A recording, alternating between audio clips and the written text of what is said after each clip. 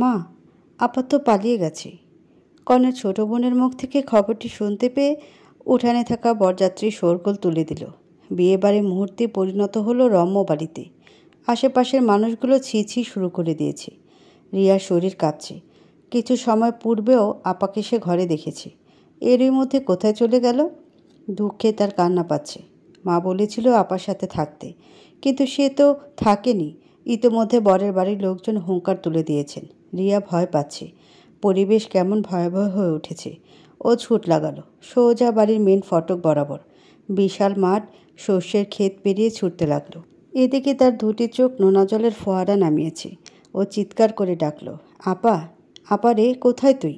কোনো সাড়া এলো না। রিয়া পাগলের মতো চারপাশে ছুটোছুটি করলো। এই বিয়েটা না হলে মা বাবা মুখ দেখাতে পারবে না। নিজেকে অপরাধী মনে হচ্ছে ওর। ও আবার কাঁদতে লাগলো। এক পর্যায়ে মাটিতে বসে পড়ল। পা ছড়িয়ে কাঁদছে ও। এখন আফসোস হচ্ছে, তাই না? কণ্ঠটি কানে আসতেই কান্না থামালো রিয়া। চোখ না মুছেই তাকালো আগন্তুকের পানে। নীল রঙা ব্লেজার, বলিষ্ঠ দেহ, ফর্সা ত্বকের পুরুষটির চোয়াল শক্ত। পুরুষটি বরের ভাই। চোখ দুটো রক্তিম। রিয়ার ভয় হলো। কণ্ঠটা ক্ষীণ শোনালো, আপনারা খুব খারাপ, খুব খারাপ আপনারা। কথাটি বলে উঠে পড়ল ও। রিসান দেখল কন্যাটি পুনরায় ছুটে চলেছে, এদিক সেদিক বিভ্রান্তের মতন করে। তবে পালিয়ে যাওয়া কনেকে এত সহজে পাওয়া যায়? বিকেল পেরিয়ে সন্ধ্যা নেমে এসেছে। রিয়ার মা ফাহমিদা চিন্তিত, উৎকণ্ঠিত। তার স্বামী সেই কখন বেরিয়েছেন, অথচ এখনও ফিরেননি। নিশ্চয়ই মেয়েকে খুঁজে পাননি। এদিকে আত্মীয় স্বজনরা বলে বলে মুখের ফেনা তুলে ফেলেছে। মনে হচ্ছে কান পচে যাচ্ছে। তবু প্রতিবাদ করছেন না তিনি। কোন মুখেই বা প্রতিবাদ করবেন? ধীরু পায়ে বাড়িতে প্রবেশ করল রিয়া। তাকে দেখতে প্রাণহীন মনে হচ্ছে। রিশান ঘাড় ঘুরিয়ে দেখল ওকে। চোখে মুখে বিরক্তি। তখন প্রায় এশার আজান হয়ে গেছে, অথচ কনের কোনো খোঁজ পাওয়া গেল না। রিয়া কাঁপছে। ওর হাত ধরে টেনে নিয়ে গেল রিশান বাড়ির পেছনের দিকটায়। চেপে ধরল দুটো হাত।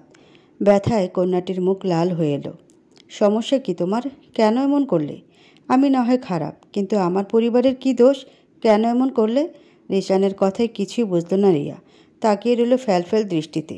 আনসার মি, স্টুপিড কোথাকার। রিশান যেন রাগে ফুঁসছে। ওর মাথা কাজ করছে না। বিষয়টা সম্মানের। আই সয়ার, তোমার বোনকে না পেলে তোমাকে বিয়ের আসরে বসিয়ে দেব। এই কথা বলে কিছুটা জোরেই ধাক্কা দিল রিশান। মেয়েটির পিঠ ঠেকল প্রাচীরে। হাত লাগলো প্রকাণ্ড গাছটার সাথে।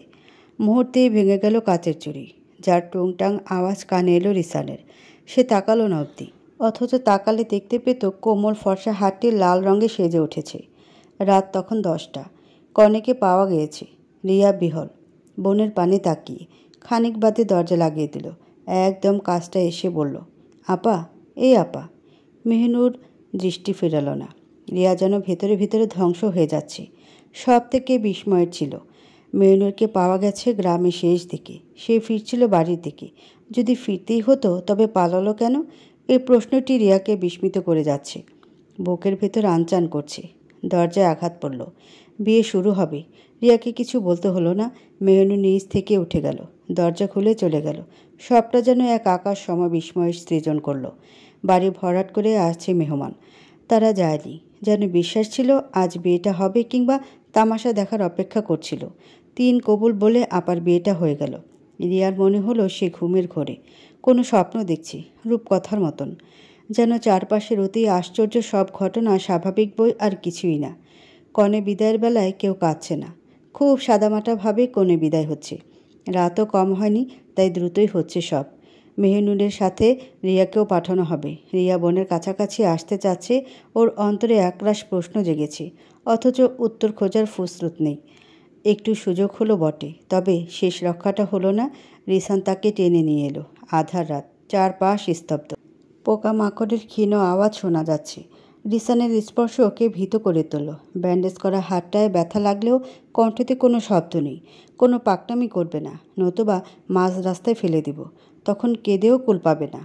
এবার রিয়ার রাগ হলো। এই পুরুষটি একটু বেশিই করছে আজ। ও সজোরে ধাক্কালো, তবে লাভ হলো না। বলিষ্ঠ পুরুষ নড়ল না এক চুলও, বরং লম্বা দেহটা কিছুটা বাঁকিয়ে চোখে চোখ রাখল। চাঁদের আলোয় দৃষ্টি মিলে গেল যেন। তবে এই দৃষ্টিতে প্রেম নেই, আছে কেবল তিরস্কার। তোমার ভাগ্য ভালো, মেহনুরকে পেয়েছি। নতুবা ভাইয়ের সাথে বিয়েটা তোমার হতো। সমস্ত শরীর জ্বলে গেল রিয়ার। ওর কণ্ঠে এবার জোর এলো। বললেই হলো, আমার বিয়ে কার সাথে হবে এটা আপনি ঠিক করবেন? রিসান জবাব দিল না। প্রসঙ্গ বদলে বলল, লিসেন, আমার মাথা ব্যথা করছে, নো বকবক। বাসা যাচ্ছ অতিথি হয়ে, খারাপ হতে বাধ্য করো না। কথাটা শেষ করেই এগোলো রিসান। এলো গাড়ির কাছে। মেহনুর গাড়িতে উঠে বসেছে। বাকি গাড়িগুলোও পূর্ণ। একটা সিটও দেখা যাচ্ছে না। অসহ্য নয়নে রিয়ার পানে তাকালো সে। মেয়েটার কান্না পেল। পুরুষটির দৃষ্টিতে অবজ্ঞা, অথচ এতটা পথ এই লোকটার সাথে যেতে হবে। 4 ঘন্টার পথ। এত সময় পাশাপাশি থেকেও দুটো মানুষের মধ্যে কোনো বাক্য বিনিময় হলো না। বাসায় পৌঁছানোর পর দেখা গেল গাড়ির জানালায় মাথা রেখে ঘুমিয়ে পড়েছে রিয়া। ক্লান্তি তার মুখশ্রী জুড়ে। রিসান ওকে ডাকল না, সোজা বোতলে থাকা পানি ঢেলে দিল। লাফিয়ে উঠল কন্যাটি। ফলস্বরূপ মাথা ঠেকল গাড়ির সাথে। ব্যথায় আর্তনাদ করে উঠল। অথচ রিসান নামের পাষাণ পুরুষের কোনো দয়া হলো না, বরং শক্ত করে বলল, অকাজ করে ঘুমাচ্ছ, লজ্জা হয় না? বিপরীতে ভাষাহীন হয়ে পড়ল রিয়া। রিসান এগিয়ে যাচ্ছে। রিয়ার রাগ হলো, তেড়ে এলো। তবে পুরুষটিকে আঘাত করার পূর্বেই পা হড়কে গেল তার। এবার সত্যি কেঁদে ফেলল।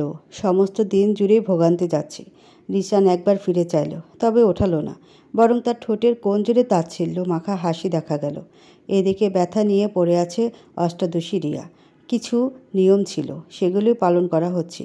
রিয়া সুযোগটা কাজে লাগিয়ে মেহনুরের কাছে এলো। আপ ডাকটি পূর্ণ করার পূর্বে চুল টেনে ধরল রিসান। চারপাশে মানুষজন। আর্তনাদ করতে না পেরে রিয়া দমে গেল। রিসানের চোখে মুখে আক্রোশ। কেন বারবার এমন করছেন? আপার সাথে কথা বলতে দিচ্ছেন না কেন? তুমি বাড়াবাড়ি করছো। এইটুকু কমন সেন্স নেই? একটু পর ওদের বাসর রাত, আর এই সময় আজেবাজে কোশ্চেন করতে যাচ্ছ? রিয়া বুঝতে পারল, তবে দমল না। তার ভেতরকার জিজ্ঞাসাগুলো তাকে রাখতে দিল না। আপা কেন ফিরে এলো? এত কষ্ট করে যাওয়ার পর কেন ফিরে এলো? আমায় জানতেই হবে। এর মানে সত্যি মেহনুরকে পালাতে সাহায্য করেছিলে? রিসানের কণ্ঠটা গুমট। পা থেমে গেল রিয়ার। বুকের ভেতরটা আর্তনাদ করে উঠল। রিসান ওর বরাবর এসে দাঁড়িয়েছে। এবার তাকালো কোমল হাতের পানে, ব্যান্ডেজ করা। তবে মায়া হলো না ওর।